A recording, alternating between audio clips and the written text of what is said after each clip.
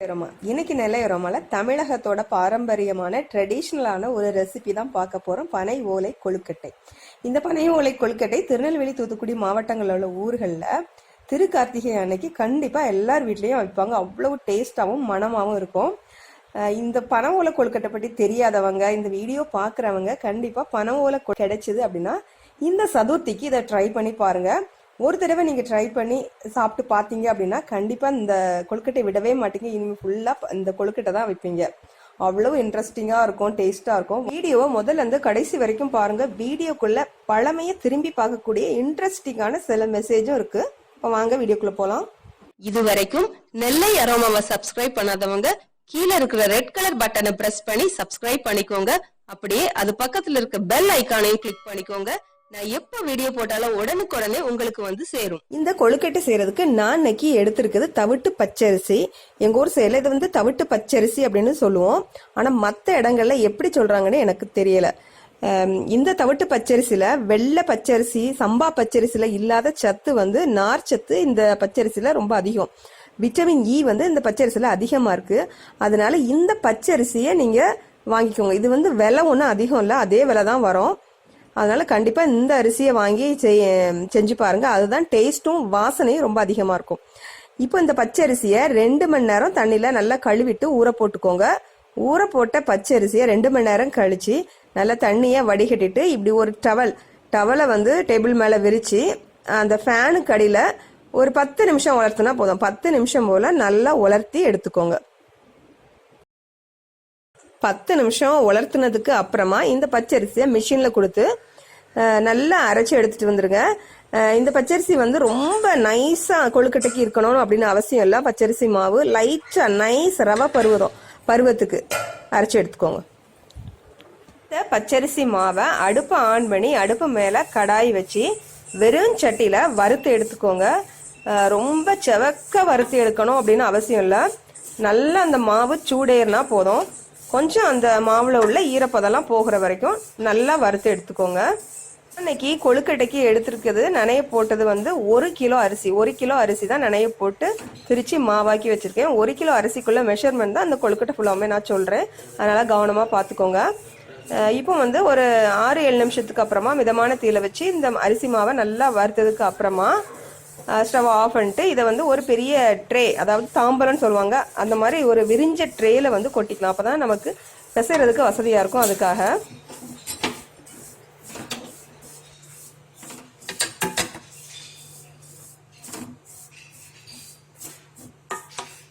அதே சட்டி, அதாவது நம்ம மாவு வறுத்த சட்டியிலே ஒரு 50 கிராம் பாசிப்பருப்பு, உடைத்த பாசிப்பருப்பு, மூங் தால், இதையும் போட்டு நல்லா பொன்னிறமா ஆகிற வரைக்கும் வறுத்து எடுத்துக்கலாம். நல்லா முறுமுறுன்னு ஆகிற வரைக்கும் வறுத்து எடுத்து அந்த மாவு கூட சேர்த்துடலாம். இப்போ நம்ம வறுத்த பாசிப்பருப்பை மாவு கூட சேர்த்துருக்கோம். இது கூட ஒரு அரை முடி தேங்காய் திருவி அதையும் சேர்த்துக்கலாம். சின்ன சைஸ் தேங்காய் தான், அதை சேர்த்துக்கோங்க. அப்புறமா ஒரு 5-6 ஏலக்காய் எடுத்துக்கோங்க. ஏலக்காவே நல்லா தட்டி இந்த மாவு கூட சேர்த்துடலாம். நல்லா கசக்கி விட்டுக்கோங்க. அப்போதான் அந்த ஃப்ளேவர் எல்லாம் நல்லா இறங்கும். இந்த ஏலக்காவும் சேர்த்துடலாம். அப்புறமா இது கூட 300 கிராம் சீனி, நல்லா இனிப்பாகவே இருக்கும். வேணா 250 கிராம், 250லேருந்து 300 கிராம் வரைக்கும் சீனி எடுத்துக்கலாம். அதுக்கு குறைவாக எடுத்தால் நல்லா இருக்காது. அந்த சீனியும் இது கூட சேர்த்தாச்சு.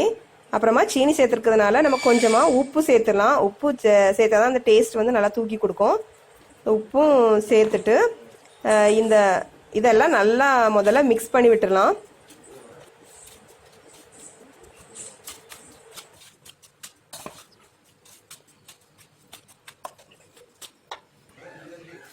அடுத்ததா நம்ம கொழுக்கட்டையோட ஹீரோ பனை ஓலை வந்தாச்சு. நல்ல குருத்து ஓலையா பார்த்து வாங்கிக்கோங்க. இளம் ஓலை, அதுதான் நல்ல வாசனையா இருக்கும். பாருங்க, இது வந்து நல்ல ஜோடி ஜோடியா இருக்கும். அப்படி ஜோடி ஜோடியா நீங்க பிரிச்சு எடுத்துக்கோங்க. ரெட்டையா பாருங்க, இதே மாதிரி ரெட்டையா பிரிச்சு வாங்கிக்கோங்க, எடுத்துக்கோங்க. பிரிச்சு எடுத்துக்கோங்க. இப்படி ஒவ்வொன்றா தனித்தனியா கிழிச்சு எடுத்துக்கோங்க.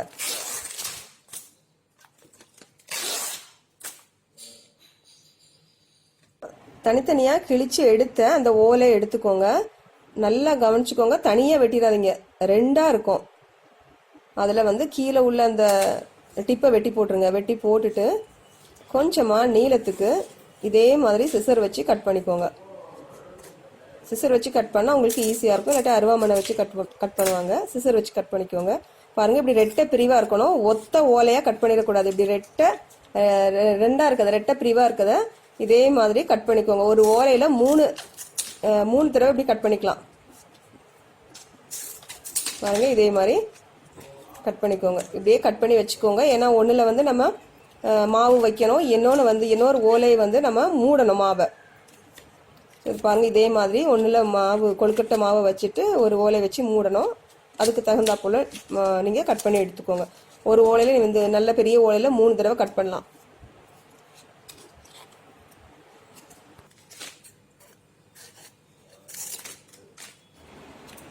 இப்போ ஓலை எல்லாம் கட் பண்ணி வச்சாச்சு கொழுக்கட்டை வைக்கிறதுக்கு. அடுத்து மாவு பிசைஞ்சிடலாம். மாவு பிசைறது எப்படி அப்படின்னா, நீங்க கொஞ்சம் கொஞ்சமா தண்ணி தெளிச்சு இந்த மாவை பிசைஞ்சுக்கோங்க. ரொம்ப முக்கியமா நீங்க கவனிக்க வேண்டியது என்ன அப்படின்னா, இந்த நம்ம மாவு கொஞ்சம் கொஞ்சமா தண்ணி தெளிச்சு பிசையும் போது நம்ம சீனி வந்து 300 கிராம் கிட்ட சேர்த்திருக்கோம். அந்த சீனி வந்து நம்ம கையோட சூடெல்லாம் பட்டு உருகும். அதனால இந்த மாவை நல்லா கெட்டியா பிசைஞ்சுக்கோங்க. தண்ணி பத்தலை அப்படின்ட்டு நீங்க கூட கொஞ்சம் தண்ணி சேர்த்துறாதீங்க. தண்ணி சேர்த்தீங்கன்னா மாவு ரொம்ப இளகிரும். அதனால நீங்க வந்து கொஞ்சமா தண்ணி சேர்த்து நல்லா கெட்டி பதத்துக்கு பிசைஞ்சுக்கோங்க. தேங்காய் பால் விட்டு பிசைஞ்சிங்கன்னா ரொம்பவே டேஸ்டா இருக்கும். தேங்காய் அன்னைக்கு நம்ம போட்டிருக்கிறதுனால தேங்காய் பால் விடலை. அதனால நீங்க தேங்காய் போடாம அப்படி கூட நீங்க ட்ரை பண்ணி பாருங்க. ஸோ இப்போ வந்து நல்ல கெட்டியான மாவா பிசைஞ்சு எடுத்துடலாம். நான் என்னோட 10th படிப்பு முடிக்கிற வரைக்கும் நாங்கள் வந்து ஒரு கிராமத்தில் தான் இருந்தோம். எங்கள் அம்மா வந்து அங்கே வேலை பார்த்துட்டு இருந்ததுனால நாங்கள் ஒரு கிராமத்தில் இருந்தோம். அது ஒரு ஹிந்து கிராமம். நாங்கள் வந்து கிறிஸ்டியன், அது ஒரு ஹிந்து கிராமம். அப்போ வந்து திருக்கார்த்திகை அன்னைக்கு, அதாவது கார்த்திகை மாதம் அந்த கார்த்திகை தீபம், அந்த திருக்கார்த்திகை அன்னைக்கு எல்லார் வீட்லேயும் இந்த ஓலை கொழுக்கட்டை தான் அவிப்பாங்க. மற்ற கொழுக்கட்டை வந்து செகண்ட் தான். ஃபர்ஸ்ட் இந்த ஓலை கொழுக்கட்டை எல்லார் வீட்லேயும் கண்டிப்பாக அவிப்பாங்க. அப்போ வந்து எல்லார் வீட்டில இருந்தும் எங்களுக்கு கொழுக்கட்டை வரும். ஒவ்வொரு கொழுக்கட்டையும் ஒவ்வொரு டேஸ்டா இருக்கும். ஒன்று சீனி போட்டிருப்பாங்க, ஒன்று கருப்பட்டி போட்டிருப்பாங்க, ஒன்று வந்து வெல்லம் போட்டிருப்பாங்க. இப்படி வித்தியாசமான அந்த ஓலை கொழுக்கட்டை. ஸோ இதெல்லாம் நினைச்சேன். சரி, அது வந்து ஒரு சந்தோஷமான ஒரு நிகழ்ச்சி, அதனால தான் நான் உங்ககிட்ட ஷேர் பண்ணிக்கிட்டேன். சரி, இப்போ பாருங்க, இந்த கொழுக்கட்டையை வந்து நல்லா கெட்டியா நம்ம பிசைஞ்சு எடுத்தாச்சு.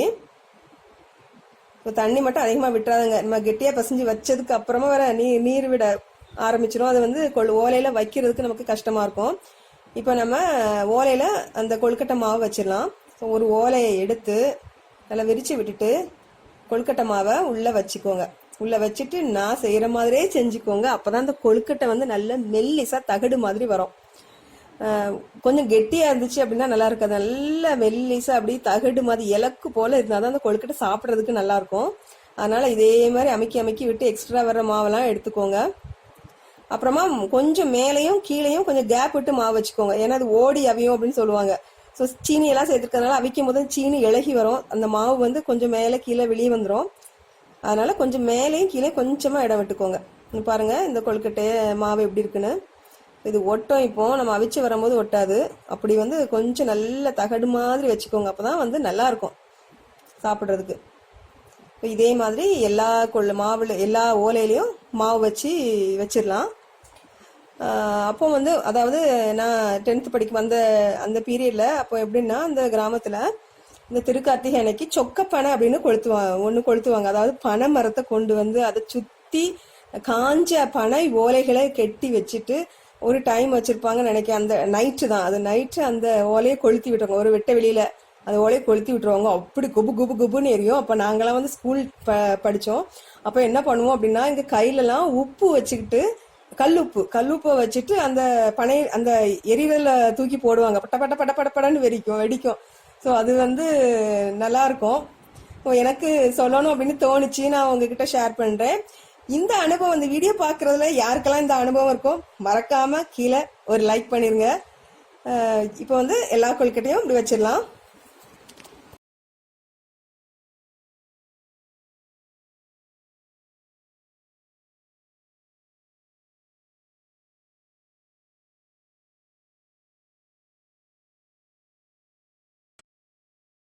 இப்படி எல்லா ஓலையிலும் கொழுக்கட்டை மாவை வச்சதுக்கு அப்புறமா இன்னொரு எம்டி ஓலை எடுத்துக்கோங்க.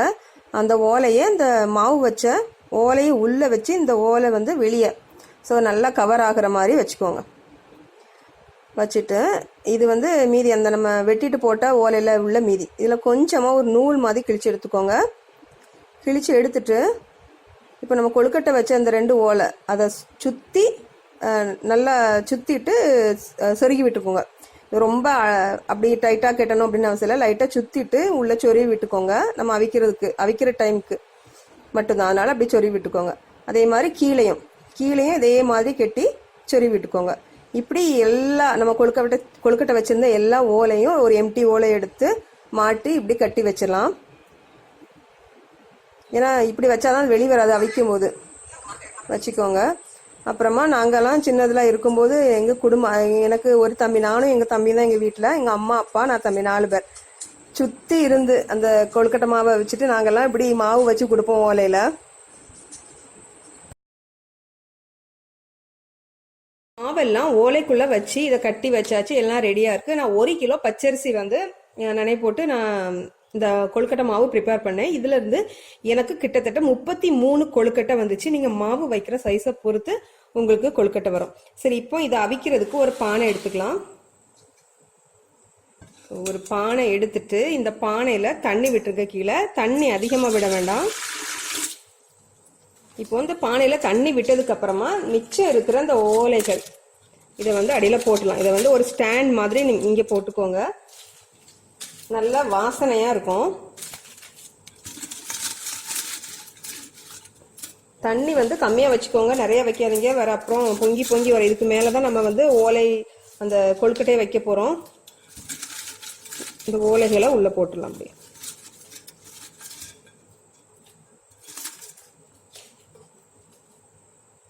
இப்போ இந்த ஓலைகள்லாம் போட்டாச்சு. ஆக்சுவலாக இந்த ஓலை வந்து இப்படி ஒரு ஸ்டாண்டு மாதிரி யூஸ் ஆகும். இப்போ இந்த கொழுக்கட்டைகளை, அதாவது நம்ம வச்ச அந்த ஓலைகளை இதில் அடிக்கலாம். இந்த மாதிரி அடுக்கிக்கோங்க.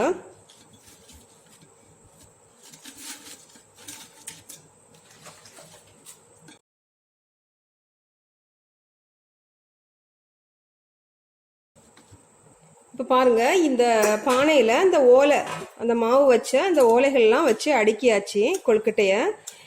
இது வந்து கொஞ்சம் பெரிய பானையாக இருந்தால் எல்லா கொழுக்கட்டையும் பிடிச்சிரும். சின்ன பானை அப்படின்னா 2 தடவை நீங்கள் வச்சுக்கோங்க. இப்போ இந்த அடுப்பில் வச்சு நம்ம இதை அவிச்சிடலாம்.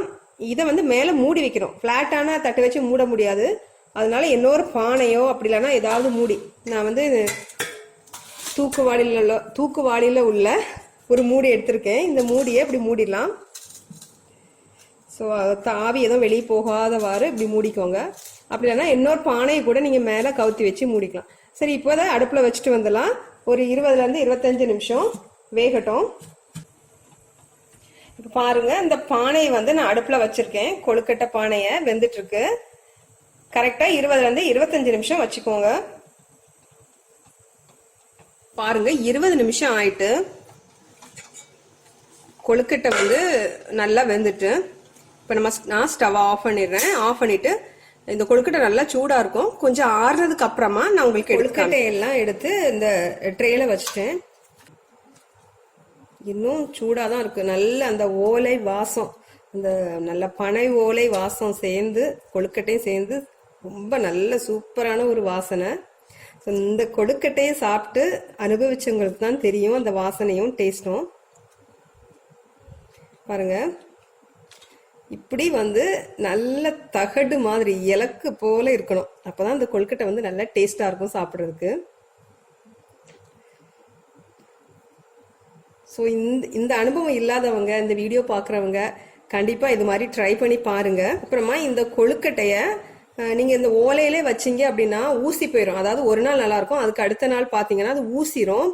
அதனால என்ன பண்ணணும் அப்படின்னா, ஓலையில இருந்து நீங்க ஃப்ரிட்ஜில் வச்சுக்கலாம். அப்படி இல்லை அப்படின்னா அந்த ஓலையில இருந்து எடுத்து வெளியே வச்சு இதை காய வச்சுருங்க. காஞ்சதுக்கு அப்புறமும் நல்லா வெளியே பரப்பி வச்சிட்டிங்கனாலே போதும், நல்லா காஞ்சிரும். காஞ்சதுக்கு அப்புறமாவும் டேஸ்டா இருக்கும். ட்ரை பண்ணி பாருங்க. அப்படி இல்லைன்னா நீங்க ஃப்ரிட்ஜில் வச்சு சாப்பிடுங்க. பிடிச்சிருந்தா லைக் பண்ணுங்க, ஷேர் பண்ணுங்க.